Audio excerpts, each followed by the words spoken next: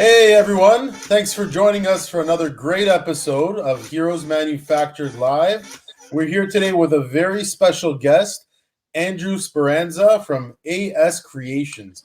I'm going to get into the show very shortly. We're actually going to have a few quick announcements for this season. This is our last episode of season 1. So episode 12, I mean, I can't believe we've already made it up to episode 12 already, which is absolutely incredible. We've had some amazing guests thus far, and we're going to have even more for season 2.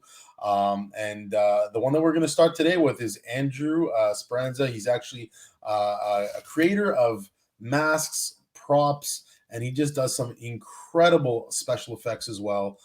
He's a collector himself. We're going to get into a little bit about that as well. But he works with a lot of cosplay artists across Toronto, also outside of Toronto. Works with some of the movie production companies. Some great stuff we're just going to get into today. A little bit different from what we normally do, which is focus on illustrators. We want to focus also on creators, which is what we do here on Heroes Manufactured.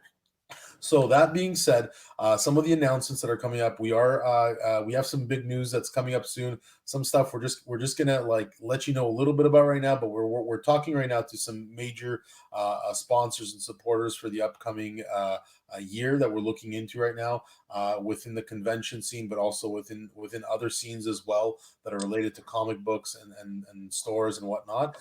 So yeah, this is going to be a great thing for us all. We also have the upcoming show Heroes Manufactured Creators Unleashed with host Philip Moran, which is coming out this summer. We're looking at mid to late July at the latest. We're still working out all the kinks there, but that's going to be some great news coming forward. So we're going to get right into it here with Mr. Andrew Speranza, and here we go. Hey there, Andrew. How's it going? Hey, Ron. How's it going, man? Good. Thanks for coming on to the show today. I appreciate you coming out, and thanks for having me on. Yeah, and I do want to mention to our viewers as well, Andrew is actually going to be in our first episode of the new Heroes Manufactured Creators Unleashed show, which is going to be airing, like I said, sometime in mid-July. Hopefully not too late. I mean, it could be pushed to the end of July, but it's just we're going to happen. Got some kinks. I know you're excited about it, right? Well, it's been a long process and a long journey since we first met, and the whole filming of all the different stuff that we've been at, and so it's nice to see it finally in the post-production and coming together. And I'm excited. I know you're excited. I know Phil's excited. So everyone who's part of this is just super pumped and ready to go forward with it and see it, right? Exactly, to share with everyone. Exactly. And it's funny because you're one of the rare few people who's actually seen all the episodes. There's not many people I let do this. You're like the one guy that I you and Philip obviously and the production team behind it. But yeah, I mean, so we're gonna get kind of right into it here. Andrew, with you and AS Creations, I know you've been doing this for quite some time. But if you could share a little bit about kind of your history, first of all, maybe before even AS Creations, how you got into the scene, how you got into comics, how you got into collecting props and kind of everything. Absolutely. As a kid growing up in the 80s, I remember my first birthdays and first Christmases, and the things that stuck out in those special memories were always getting those gifts that were either superhero related action figures. I remember opening up Batman's 1990, 1991, and just surrounding myself with this fandom at such a young age. And as I grew up, that fandom and that passion it stuck with me. It was something that never left. I knew from a young age that I would somehow be connected as I grew up and as my career started. And that was, I guess, the starting moments in my childhood of that brought me to where I am today. Got into collecting comic books at a young age. I recently got in more, like yourself, collecting comics and movie props and stuff now. I was such a fan of the whole genre of film. Through collecting props originally, I met a lot of people in the industry who made this stuff, made the props, and met with a couple. Yeah, I met with a couple of them 10 to 12 years ago, and I was just so mind blown on the process and how it went from nothing into something tangible and something amazing that we could see on screen. And I reached out and sort of networked and found out how I could get into this, how I could start as a prop maker myself. And that pretty much kickstarted my interests and learning the concepts and the ways to create, sculpt, mold. And that got me into doing my first comic convention. Started at Fan Expo, and I've been doing conventions now around the world for 11 years, 12 years now. That's amazing. Yeah, I know you've been out to San Diego Comic-Con, a lot of the big events too, which is awesome.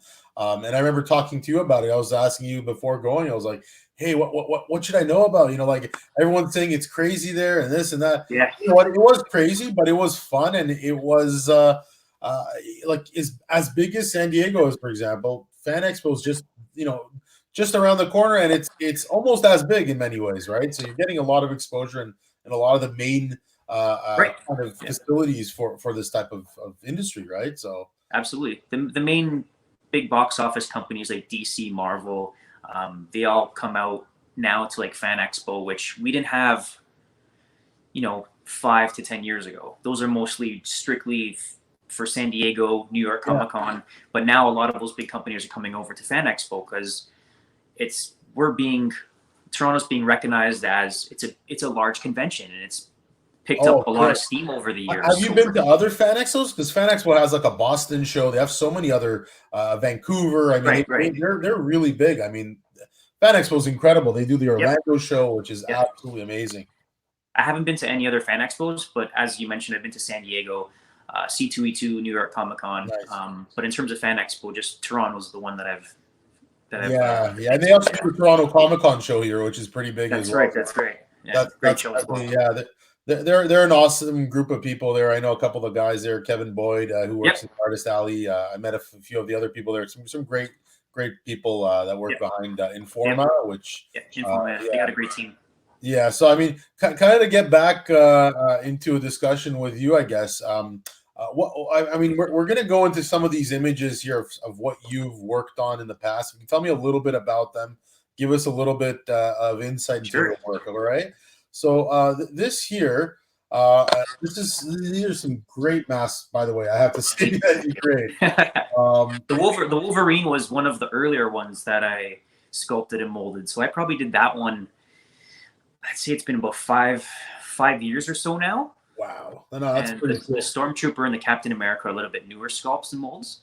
But it's cool to see the progression of even you guys get to see it sort of like in its perfection stage. I get to see it as it goes through the different stages of, I don't like this, I don't like that. So it's kind of cool to see like where I started out and then where I came now. Yeah. And I see a little SpiderMan there on the edge of like the Captain America. He's hiding out in the corner there. There's an image I think it's gonna show a little bit more of that Spider-Man. Absolutely. I mean, that's amazing. Like the one thing I want to tell the viewers as well is that on our show, you're gonna give us a little bit more about that process of how which we'll discuss today a little bit about as well. Sure. But you do share a more in-depth kind of inside look on how it's made, which the sculpting and the molding process and the time that it takes to do all those things. We'll talk about that, and we discussed that in the show, the episode as well. And you're using latex, right? From what I know. Yeah, majority of the soft material stuff is a latex rubber. The harder stuff is more of a resin. Yeah, so like that helmet is probably more of a resin. Would be a resin, yeah. Stormtrooper, right? Yep. Okay, cool. And I'm looking at the Wolverine one, for example. Like this is incredible because the one thing I've always wished to see is Hugh Jackman with the Wolverine, proper mask, in the Marvel movies. We got a little hint. We got a little sneak peek of it, a little teaser, but it never came to fruition. Yeah, and so you've worked also on some shows and movies, right? Like from what I understand. Yeah. What we know mostly is my work recently on Titans. That's amazing. And that was sort of that was the breakthrough of, I guess you could say, of when I was just a prop maker who was mostly focused on conventions to getting into the industry. So that sort of, I can say, put me at another level, which gave me the ability to have more credentials, market myself more, and that opened a whole new venue for me in the States, because there's a huge fandom for Titans in the States. So a Yeah. lot of, before I was doing just conventions locally in Canada, some just a little bit across the border, but now it's like I'm, San Diego and C2E2 and New York Comic Con. So it's opened up those gates and Oh, for that sure. opportunity. I was at New York Comic Con back It's in. an amazing show, New York Comic Oh, Con.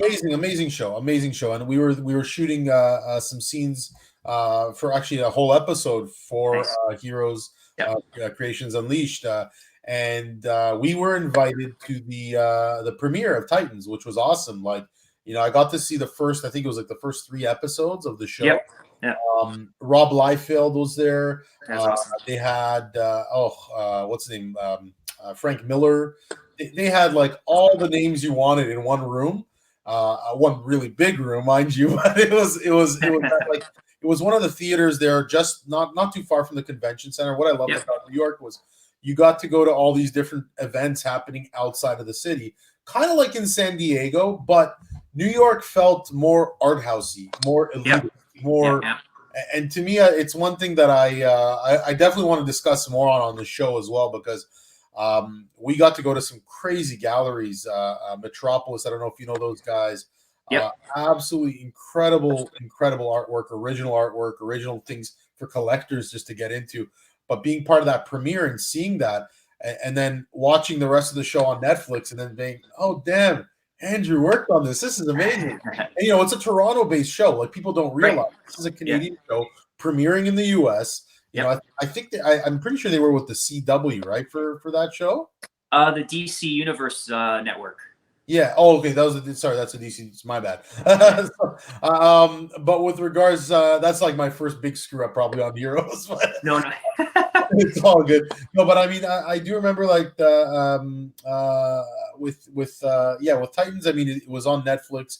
A great show, and to be a part of that, I mean, that's just amazing. But I definitely we're gonna get more into the work here. Like, these are just some of the other masks and molds that you've created. That Ninja Turtles one, I mean, I've wanted to make something like that since I was a kid. Like, I watched that, I'm like, that's just absolutely amazing. And I've always been, Ninja Turtles has always been close to my heart. Growing up with the animated series, I think I remember making my own turtle costumes out of like cardboard when I was like 8, 10. So to like evolve the Ninja Turtle creation, that's a mask that's close to me, because it takes me back to me trying to build it as a kid. So I have those visions and those memories as I keep making them now. So it's a special thing. It's so funny, because when I was a kid, I remember like I was trying to do something. I was probably not even remotely close to that, but I was trying to make something of a Ninja Turtle mask. And I remember taking this like cereal box plastic container and trying to like cut it into shapes to make it look like it. I mean, it's things that you love as a kid, right? Like things that you grew up. I watched the Ninja Turtles movie, and it's funny because a lot of interviews that I've had in the past, I've always referenced TMNT. Like, to me, that was my era in the 80s, in the 90s. Absolutely. Like Go Ninja. It's amazing. Vanilla Ice, yeah. And like everything Turtles was amazing back then. TMNT, the first movie was incredible. The second movie was great. The third movie, but whatever. It was still fun. We watched it because they made it, and it was Ninja Turtles. Exactly. The first two that was the Ninja Turtles for us. The first two films in the animated series, right? I mean, even when I go back, the second movie kind of sucked too, but I love it. Right? Like, you see the faults in the movies. They got worse in the progression of it, but the first movie was an incredible movie, and I mean, I love that Joker mask. That's freaky as hell. Thank you. Yeah, he's cool. Where did that come from? What inspired you with that? It's just a lot of my stuff was more generic, and I guess you can say fun. And I wanted to do something. He's a bit darker, obviously, the character of the Joker himself. Yeah, fun. Yeah, he's fun. I like the word fun. He's wearable, and he's also made to be display as well. He's more of he's a higher priced item because of the time and the detail, for more of a collector for their man cave. He's cool. You can make him into a life size or just like a display bust, or you can wear him, right? So. And that's the Flash from the Justice League, correct? The mask that you have there. The yellow one? The red one. So the red one is actually Captain. You can't see her. Captain Marvel. You can't see the mohawk, the flaming mohawk part, but it's Captain Marvel. Yeah. See, for a second, and it's funny because you got the Flash right there, and to me that almost looked like Flash. Yeah. For a second, I thought it was like the Flash from the Justice League. Which you know what?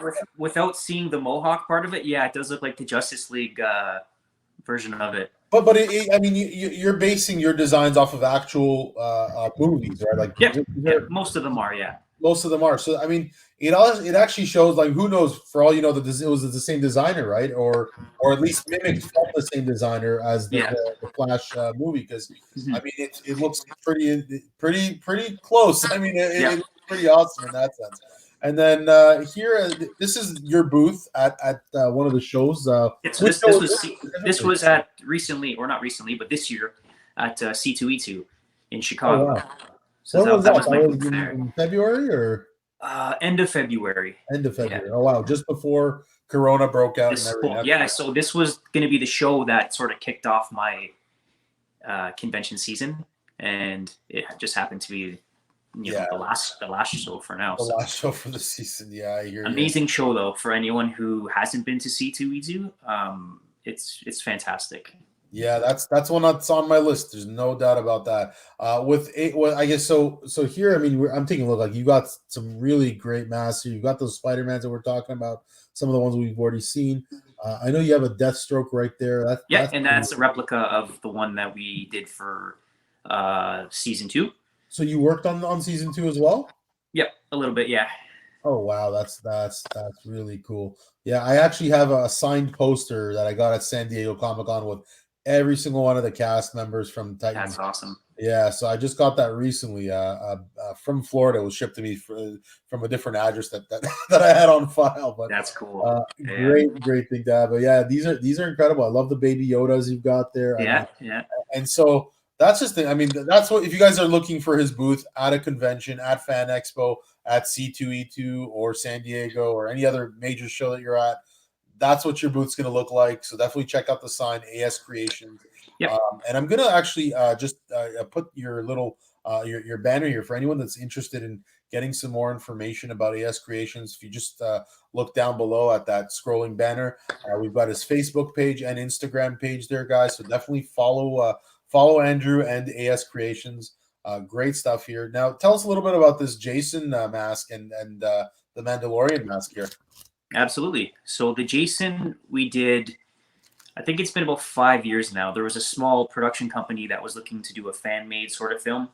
So we had to create a full body Jason suit prosthetic. You can only see the mask there, but it's a full under mask as well. Rib cage is open. So it's based on the Part 7 Friday the 13th Joker. So yeah, we did a full photo shoot spread of him, and then he was part of this fan-made film. So the whole suit probably took a couple months to create, from sculpting to the finished stage. Oh wow! So that was a really fun project. We got to put him coming out of the water at the lake there and everything in Hamilton. So that this is a fan-made film that's on YouTube, I guess we can look for.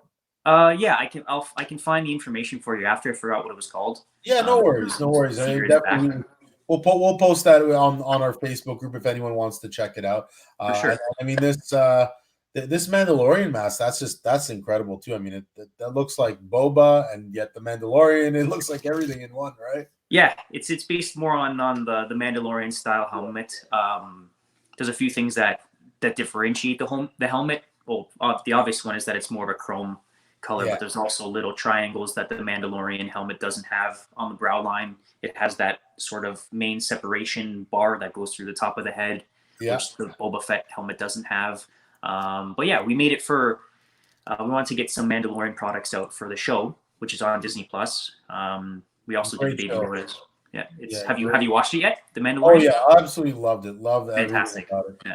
Absolutely. I just Disney knows what they're doing right now, and I'm loving everything that they're doing about it. And so so I mean, one other thing we're going to kind of get into here. I mean, these are also other creations, not necessarily just masks, but also other kind of special effects that you create as well. And just I mean, amazing statues. Thank you. you do the costume here. You do this work here with aliens as well, right? Yeah, yeah. So the Superman suit, that's a torso. It's fully wearable, sculpted and casted out of urethane rubber. So super durable, super flexible. You really just need to attach it to a bodysuit, add a cape over it. You could be the Man of Steel. Wow, that's pretty cool. Thank you. And these little baby Groots, I guess, do you sell these? Yeah, we make them to sell. So sculpted, casted. They're casted in resin, so they're a hard material. They come with a removable base. He's about, I'd say, 7 to 8 inches high. So he's close to what life-size baby Groot would be. Yeah. And the alien is it's a pretty much, it's not a costume. It's like more of a studio, like a wall decor. I have them up on my wall. And so I'm going to show that in a moment because we do also have some other wall decor that you have here with this one. I mean, if you take a look on the right side here, this is some stuff, some wall decor that you've done in your own basement, right? So that's where we are now in the man cave, and I slowly started converting the walls into a sort of Batu style Star Wars kind of themed planet to kind of give my props a little bit more of a feel to them. So we got the Han and Carbonite door there, and then the Yoda and Carbonites on the side, and the wall panels. How did your wife let you get away with this? She doesn't know. No, she doesn't come downstairs. Yeah. Whatever. Yeah, it's like whatever you do downstairs, that's your own thing. All right. I hear you. That's awesome. You're lucky. I mean, I've had to fight my way to get my basement this way. But it's and that Wolverine prop, that's one that you've collected, that right? That's part of your collection. Yeah. So as we mentioned, over the past, I'd say year or two, I've collected my own sort of screen used props, and then recently sort of started getting into buying and selling with making some contacts over in the States. So this is from X-Men 1 that was actually filmed here in Toronto in 1999, I believe. So these are Hugh Jackman's, one of the sets of his screen use claws. These were used from the scene where he's fighting Mystique, which is kind of cool. Yeah. So those were worn by Hugh from X-Men 1. Yeah. Another great film shot here in Canada. A lot of people aren't familiar with. I mean, I had a friend from high school, guy by the name of Gorev Seth, very a good friend. He's in financial banking now. Nice. Works with some major celebrities, Mark Wahlberg and some other guys out there. And I've known him for years. Gorev's a very dear friend of mine. But he worked on X-Men 1. He has a scene with Iceman. Very cool. Right when they get out of the elevator, he kind of asks him, "Oh, when's the last time you saw her?" or something like that. From I think the scene where Rogue goes missing. Rogue goes rogue, right? But yeah, Rogue goes rogue. Yeah. But yeah, I mean, it was an awesome production. I mean, to be a part of it, to collect something like that, like those are the first claws worn in a movie by Wolverine. I mean, I think you mentioned you also own another pair, or yeah. So I also have right now. They're not here, but I have them. They're the CGI, so they're from the Wolverine. Yeah, I'll show them. Actually, we have them right there. There right? Yeah, claws there on the bottom. Yeah, so those were the CGI claws used in one of the stabbing scenes from the Wolverine. So as you can see, they have the green tips on them, which they were able to CGI. That's I think when they're cut off, right? When the nails are actually the bone claws. Yeah, that's why I guess they had to do the green to show the. I think it was like some fire or some special effect there. Yeah, that's awesome. That's awesome. And what's that sword, by the way, up there? So that is going to be sort of a sneak peek that I'm going to post to with release of the information of the Snyder Cut, just some sort of a prop that I can show fans. So that's Gal Gadot's Sword of Athena from Batman versus Superman. So that's one of her screen use swords. So I will have that in hand probably within the next month or so, and I'll take some cool videos and show it off to some fans. Oh, that's incredible. Yeah, it's a really amazing piece. Yeah, it really is. It really is. Everything that you have here is absolutely eye-boggling in its own right. But and this Batman suit. So I mean, this is cool as hell. This is from the first Batman movie. Yeah, I as we've spoke of, and you guys will see coming up, I do have one of the Batman suits that was screen used on Batman Returns. But this one is from the '89 film. It's a replica based on Michael Keaton's suit from the original Batman film. Wow, impressive though. Nonetheless, even as a replica, I mean that's a pretty damn close replica. I know that Thank you. you've mentioned to me before that replicas a lot of times, sorry, not replica, but the originals, they kind of withstood a lot of abuse over the years, and it's hard to find a completed, good quality version of a costume. Is that correct? Right. Yeah. Because even now, a lot of the way you can kind of tell a reproduction piece from a screen used piece is a lot of original screen used pieces from the past, even now to today, they use foam latex. Oh wow! For something like the Batman suit from the original Batmans to even now, like the Ben Affleck cowls, they still use and cast them out of foam latex. The reason for that is it's super light and easy for the actor to wear, but the process to create it, the average prop maker can't do it. You need a giant oven in order to bake it. It's a very lengthy and time-consuming process that you need large machines to do. And because of that, why do they break down though? Because I even when I was at San Diego Comic-Con, they were showing different Batman masks over the years, and you can see, yeah, you see the degradation of them, like as the more further back you go. So is it just time, or is it air quality, or what? Is it the main thing that destroys foam latex is UV light and exposure to sunlight. That, and just over time, it deteriorates. It wasn't a product that was made like urethane or regular latex that was created to last the stand of time. Foam latex was made as a simple kind of thing, super easy, super light, but sort of like a throwaway piece.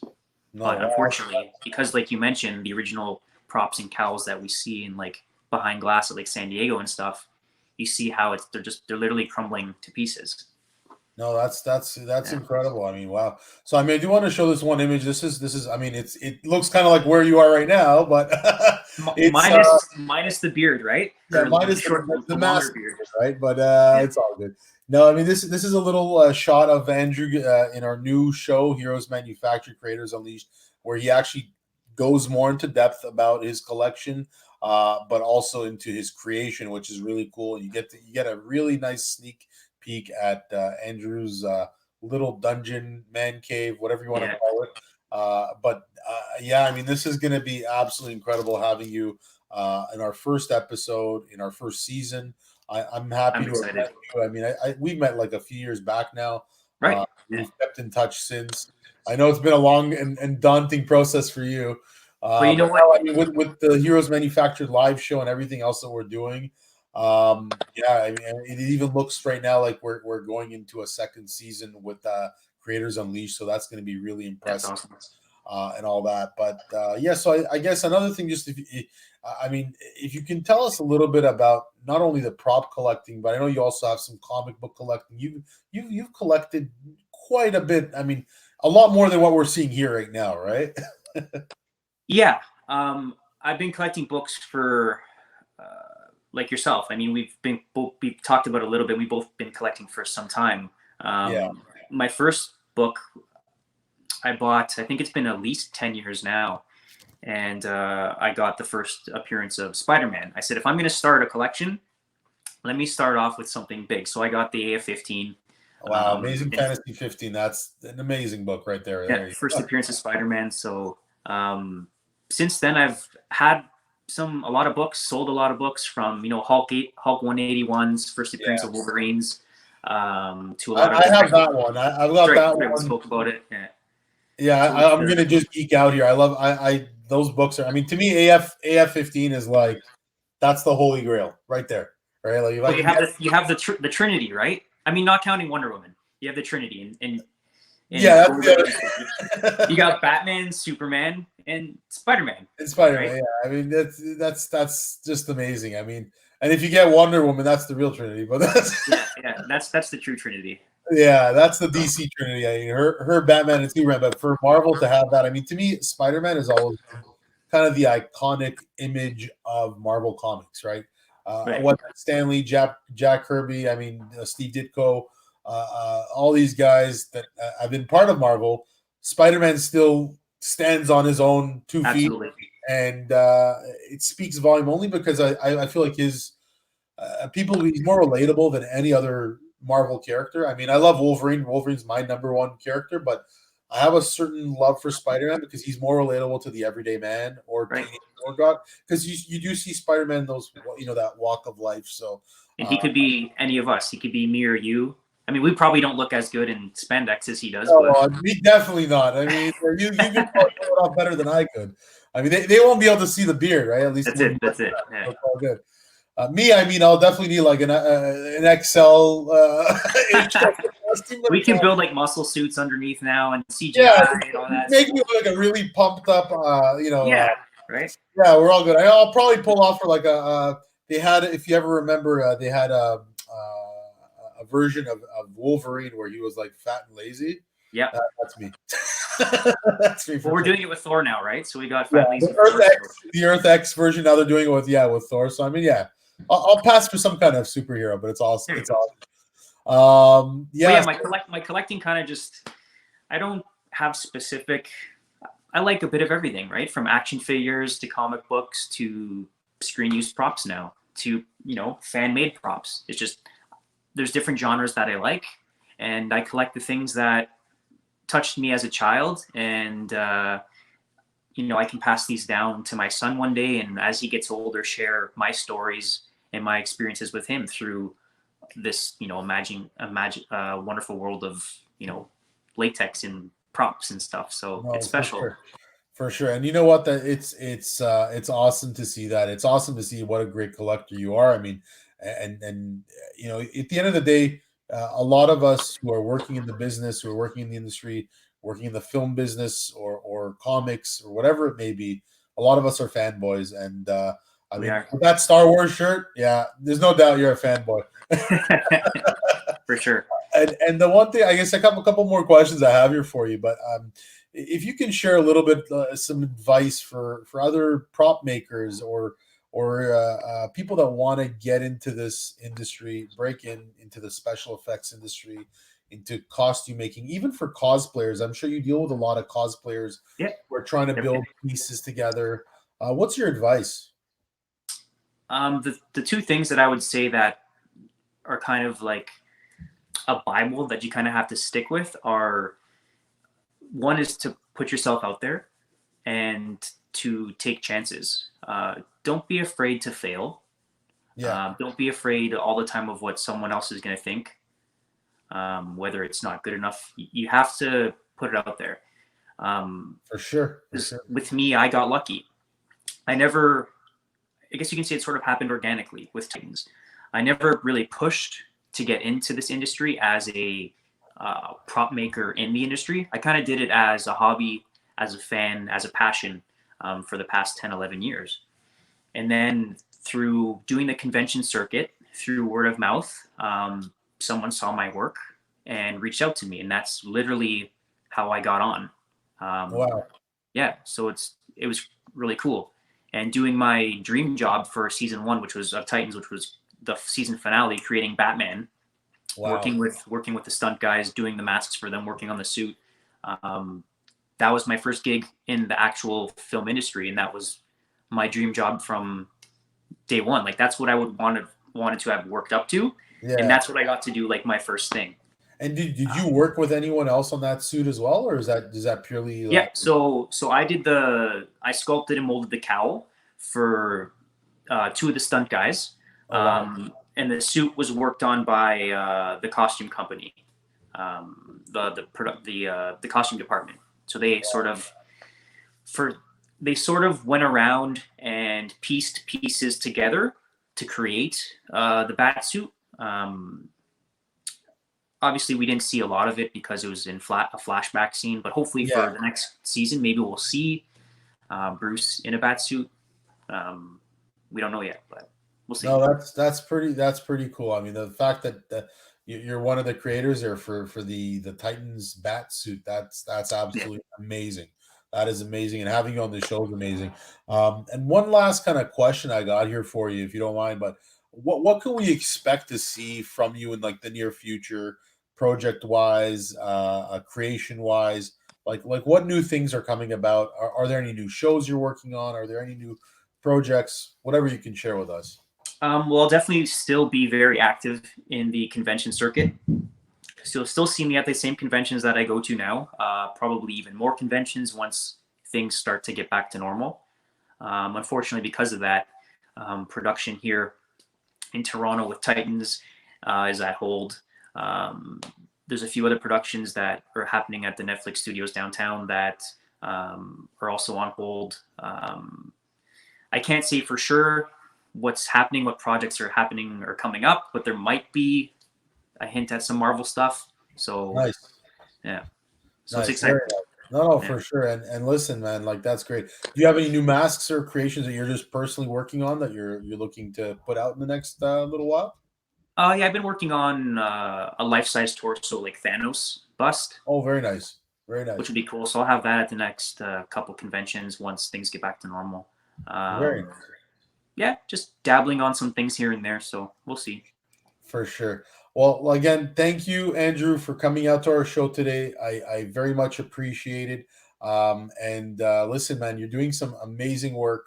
And we all look forward to seeing you in the new episode for Heroes Manufactured, Creators Unleashed, episode 1, guys. So definitely don't miss out on that. So I'm gonna say thank you, Andrew, and Thanks, you Ron. take care now. You Uh, too. Thanks yeah, for having me on. for sure. And that's it. That's it for Andrew, guys, for today. But what I am going to do right now, we're going to go into our comics vault section and our toys and collectibles segment. So let's get right into that right now. For the comics vault today, we are going to share a couple of books, which I don't normally do, but since this is the last episode, I might as well just get into it. This is a book. I'm not going to share too much about it, but if you guys like a really good read, it's called Four Kids Walk Into a Bank. It's a fun read. It's by a group of publishers called Black Mask Studios. Great, great book. It's a heist type story. Absolutely incredible. Definitely funny, fun, engaging, and it's got a lot of really unique imagery as well. Here's some visuals for you. It's more so about the panels I find and the comedy between the characters. Absolutely incredible. I'm not going to share more than that. I just definitely a checkout read. The one other thing I want to show here is just some really great visuals they have just at the end of the book of poster work that they've done. That's kind of a homage to some other big heist type movies and shows that you may know of, recognizable. These are some great gallery work that they did here. So here's some stuff from some known like Foxy Brown. They've got a little version up there. So they also have the Al Pacino heist film there. They also have Chinatown, Ocean's 11, a bunch of great work here. But definitely one book you should check out: Four Kids Walk Into a Bank. Definitely worthwhile. So for the other two books here, I like to show, and there's actually a third one. I just don't have it right now in front of me, but Adi Granov. These are Marvel monograph books that they publish. So this is the one, The Art of Adi Granov. There's another one here of Ed McGuinness. You can get these at most bookstores out there. You can order them on Amazon as well. Some great reads, but in addition, they also show some great visuals. I'll start with Ed McGuinness actually here. These are more for reference as well. Some of the work that Ed has done over the years with Wolverine, the X-Men, and some of the other work that he's done here as well. You can take a look. Just incredible work. If you're looking to study some of the artwork that's out there with the X-Men, Spider-Man, Deadpool, there's some Deadpool for you right there in Spider-Man. Definitely incredible work here. Definitely check that out.